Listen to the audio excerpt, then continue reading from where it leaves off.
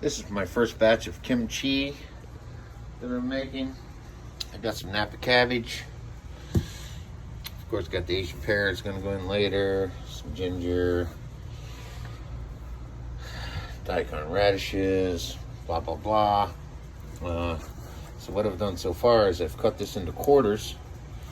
This is one head Napa cabbage, cut it into quarters, and then each layer just peeled up. I kept the center out of it, the heart.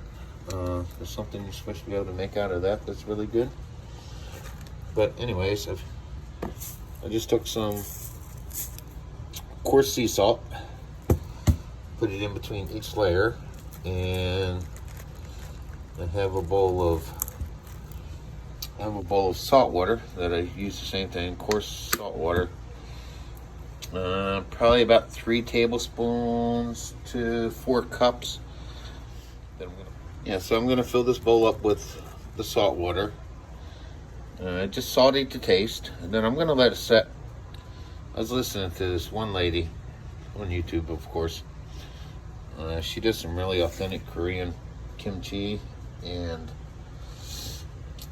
she lets it soak for about 12 hours. And you don't rough it up. You just flip it.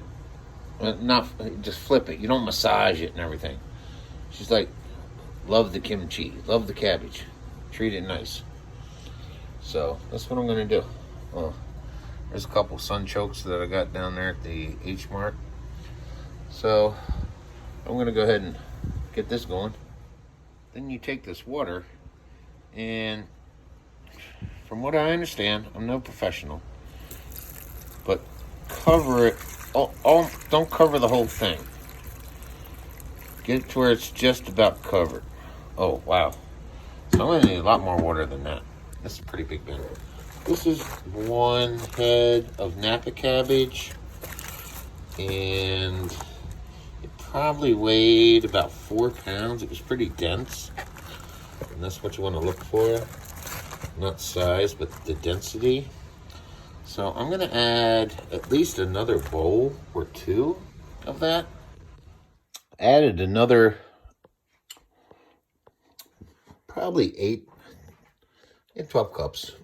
Whatnot. I put 5 tablespoons in, 5 tablespoons of salt, and you let it set so it will dissolve a pretty good bit in room temperature water. And now this is about how far you want to cover it. You know, it's not completely covered, and I just moved it around a little bit, get a little bit of water in between each thing. Then I'm going to cover it up. I'll come back and check it every 2 hours. Just move it around a little. Don't massage it up, too much. Oh yeah, I bought some kimchi to taste it, just to see. It's called Country Style. I bought it at H Mart. It's a Asian supermarket. Just to see what we're working with. I think mine's probably going to come out a little bit better. This really wasn't all that great. I think this is going to be really good. What I'm doing here is crushing my own Korean chili flakes, red chilies. They're from China, but they're close enough. They're going to be really good. They're not too hot. They'll give me the right redness that I need, I believe. And then here's the paste that you want to make.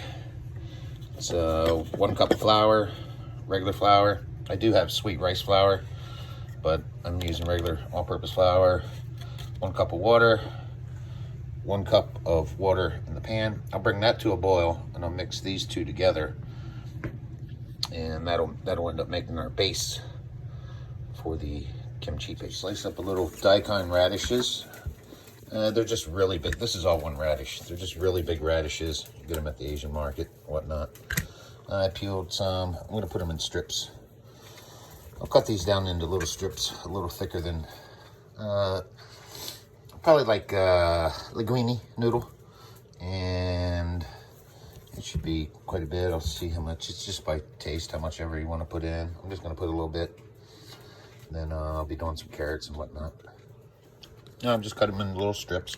When we're done, I just took it, sliced them in a little paper thin, stack them, chop, chop, chop, chop. I'll do some more. And now I'm getting ready to make the paste here. That's like 1 cup of flour and 1 cup of water. This is the cold water. Oh, so these chilies, the ones that I've had from the market a while back, wasn't quite enough. So what I've done, I have a whole bunch of that I've grown. They're a little hotter, well, a lot hotter. These are Cayennes, and these are Anaheims. So it'll be a little spicier than what most people want, maybe. We'll see. Won't be too spicy, but spicier than the recipe calls for. And then I have the boiling water here. I just took it off so it didn't boil away while I was filming. And what I'll do, I'll end up pouring this. This is the 1 cup of flour and 1 cup of water. Pour this into the boiling water, and then we make gravy. Now we're going to make the paste. It's 1 cup of cold water, 1/4 cup of flour, and 1 cup of boiling water. It's boiling pretty good. So I'm going to go and mix the flour into the cold water really good. See my breakfast pan over there. So you want to mix this up nice so it has no clumps.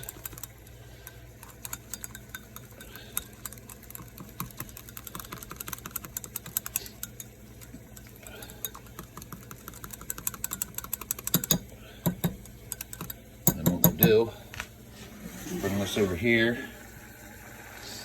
We'll stir this into the boiling water.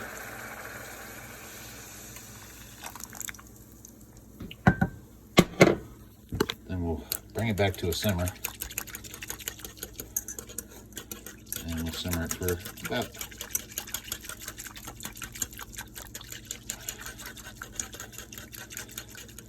1 minute. Turn the heat down to simmer.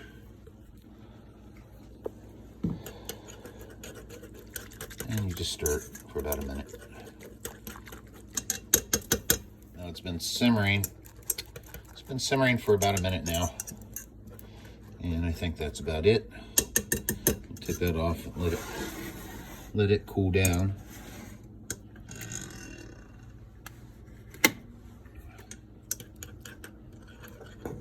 Here it is, it's all done. Looks pretty good. Nice and creamy. You'll really be able to see it when I pour it in the bowl. And now I'm gonna go and let that cool down just a little bit and start slicing up some more vegetables. And you're gonna want about 8 cloves of garlic, peeled, just chopped up really small, almost diced. About that much ginger, a little bigger than your thumb.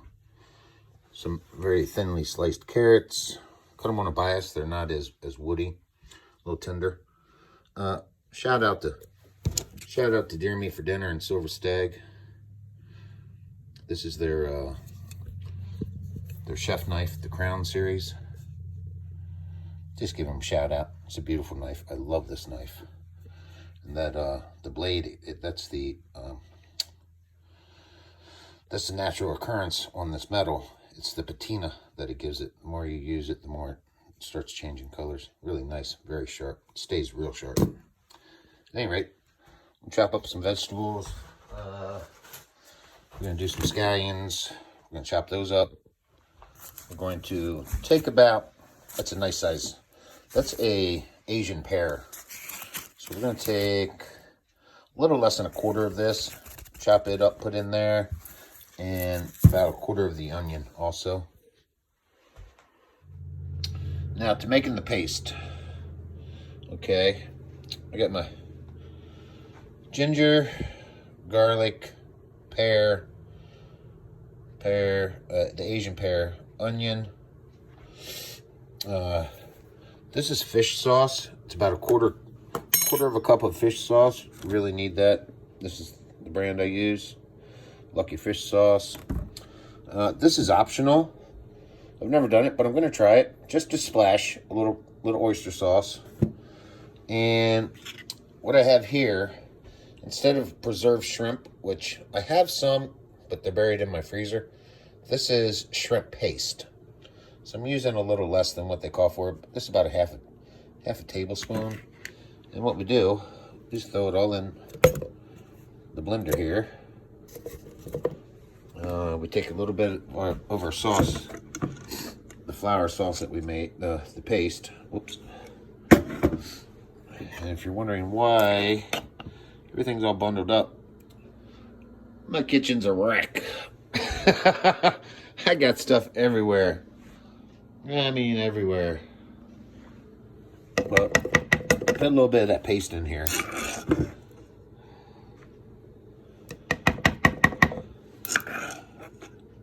That should be enough.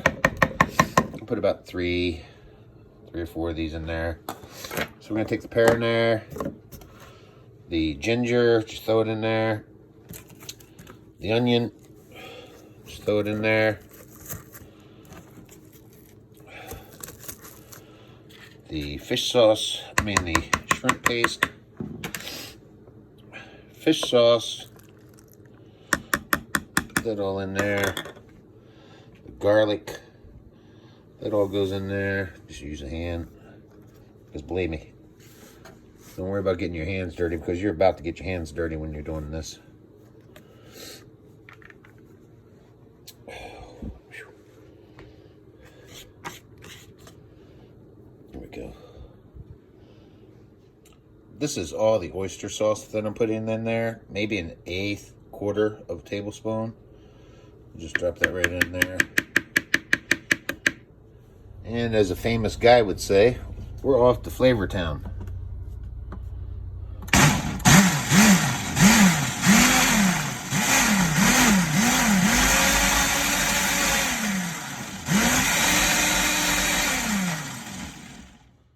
Doesn't take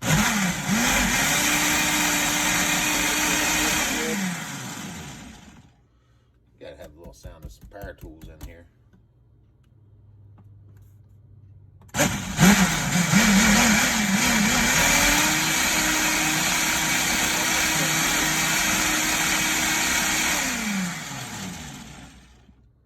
There we go. I'm just going to show you how nice and pretty that came out of there, but I let it cool down a little bit. But anyways, it's nice and creamy. No lumps, whatnot. So here we go. We take our blended mix. We'll mix that in there. Okay. And again, this is how I do it. And it varies. There's so many different recipes for kimchi. There's my coarse ground pepper flakes that I ground by hand.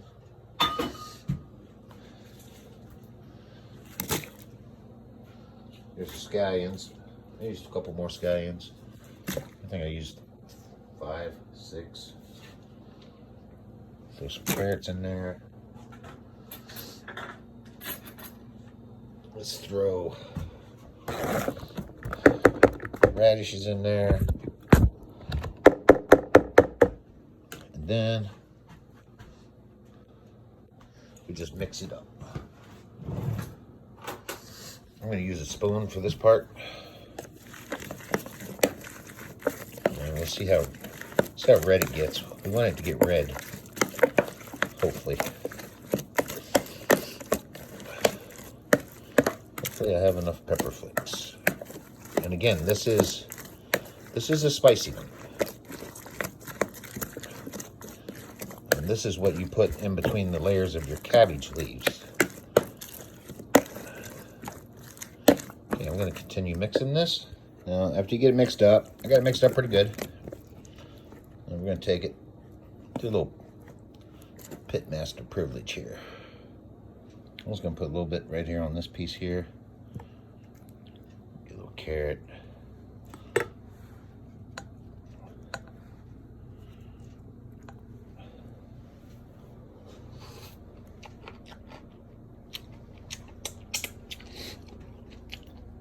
Delicious, but oh boy, that's a little spicy. It's a little spicy. Now comes the fun part. Take the cabbage. Now, what I did, I let this soak. I actually let this soak overnight and part of the next day, so it's been really soaking. You take it out of the salt brine and rinse it off really well in between each one of your leaves here. Wring it a little bit down here at the end. Be very gentle with it. And then let it drain in a little strainer or whatnot. So I'm gonna try to do this one-handed here, so hopefully we'll get it. I don't know if I'm gonna be able to do the whole thing, and which it really shouldn't matter because once you see a little bit of it done. Okay, you'll take this, and yes, I'm supposed to be using my hands, but you're putting all this all up in there, all around it. Pack it up in there good. Okay, pack it all up in there real good. In between each leaf.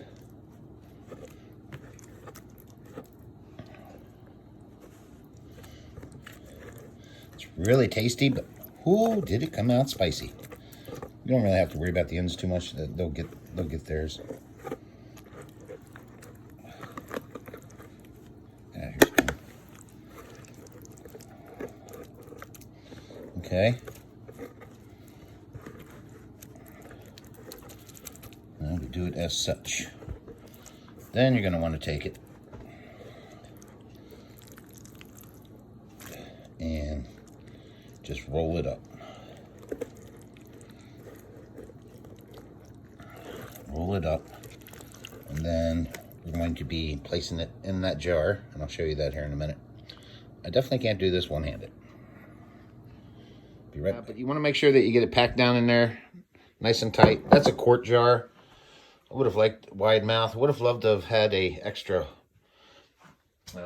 half-gallon jar, but I don't, and they're really hard to find now. But the next thing you want to do, fermentation process here, is get the lid on here. I'll show you here in a minute. Just when we thought we were done, I've done this before, I forgot to put the little rubber grommet in. What you do is, I was wondering what was going on there. Okay. This little grommet is right here. Get that down there. I got her off it. I'll wipe that lid off a little. Okay. Now this little grommet goes inside of here and gives it an airtight seal for this little guy to go inside of, so it doesn't smash. I was wondering why it was smashing down in there so far. Then we'll go and put the water back in it.